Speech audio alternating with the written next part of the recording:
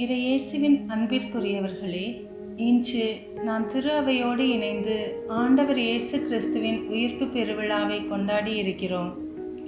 எனவே உயிர்ப்பு பெருவிழா வாழ்த்துக்களை உங்களுக்கு உரித்தாக்கி மகிழ்கிறேன்.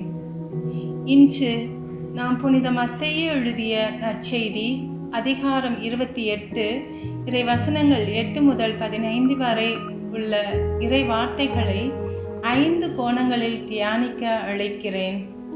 முதலாவது, நம்முடைய பயங்களுக்குள் இறைவன் வருகிறார். இந்த வசனங்களில் 2 முறை அஞ்சாதீர்கள் என்ற வார்த்தை வருகிறது. ஒரு முறை வானதூதர் கூறுகிறார், மற்றொரு முறை இயேசுவே கூறுகிறார். பயம் என்பது நம் மனித பாவத்தின் பங்காக இருக்கலாம். ஆனால் இறைவன் நம்மை அவரிடமே அழைக்கிறார். எவ்வாறெனில், பயத்தில் இருந்த நம்பிக்கைக்கு நம் வாழ்க்கையில் ஏற்படும் பயங்கள், குழப்பங்கள், தெரியாத எதிர்காலம் போன்றவற்றுக்குள் இயேசுவே நம்மை சந்திக்க வருகிறார்.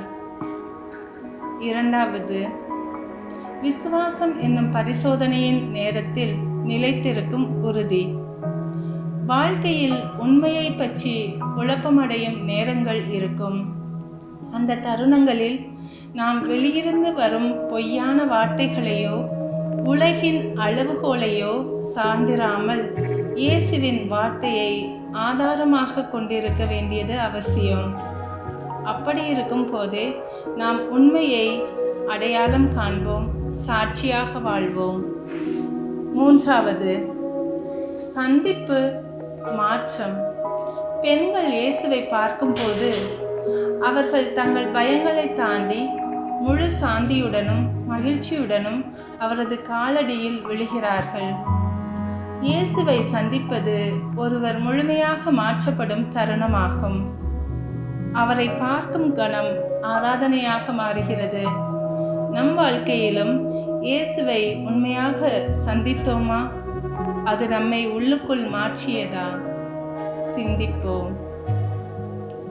நான்காவது, நம் வாழ்க்கை ஒரு ஓட்டமாக இருக்கட்டும். அந்த பெண்கள் ஓடிச் சென்றார்கள். இதுவே நமக்கு ஓர் அழைப்பு.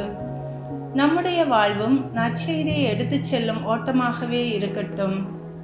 அந்த ஓட்டம் சோர்வடையாமல் உற்சாகத்துடனும் நம்பிக்கையுடனும் இருக்கட்டும். ஐந்தாவது, கலிலேயா நாம் மீள சேரும் இடம். இயேசு கூறுகிறார், அவர்கள் கலிலேயாவிற்கு வரட்டும், அங்கே அவர்கள் என்னை காண்பார்கள். கலிலேயா என்பது அவர்களது பழைய இடம், அழைக்கப்பட்ட இடம். இயேசு நம்மை மீண்டும் நம் அழைக்கப்பட்ட பணி மற்றும் இடத்திற்கு அழைக்கிறார். நாம் தவறியிருந்தாலும் மறந்திருந்தாலும் அவர் எப்போதும் நமக்காக காத்திருக்கிறார். என்றாவது ஒரு நாள் நாம் மனம் மாறி திரும்பி வர. சிந்திக்க. நான் எந்த பயங்களை எதிர்கொண்டு வருகிறேன்? அந்த இடங்களில் இயேசுவை அனுபவிக்கிறேனா? என் வாழ்க்கை யாருக்காக ஓடிக்கொண்டிருக்கிறது? உண்மையை நான் அடையாளம் காண்பதற்கான தருணங்களில் உண்மையின் பக்கம் நான் தைரியமாக நிற்கிறேனா?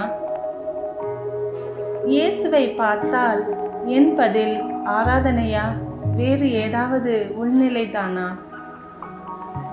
என்னுடைய கலிலேயா எங்கே உள்ளது? இறைவன் என்னை எங்கு திரும்ப அழைக்கிறார்? ஜெபம். உயிர்த்த எம் இறைவா, எம் பயங்களை நம்பிக்கையாக்கும் அருள் தாரும். உண்மையின் ஒளியில் நிலைத்து உம்மை சந்தித்து உமது அருளால் மாற்றப்படுவோமாக. நற்செய்தியை மகிழ்ச்சியுடன் பகிரும் ஓட்டமாக எங்களுடைய வாழ்வு மாறட்டும். ஆமென்.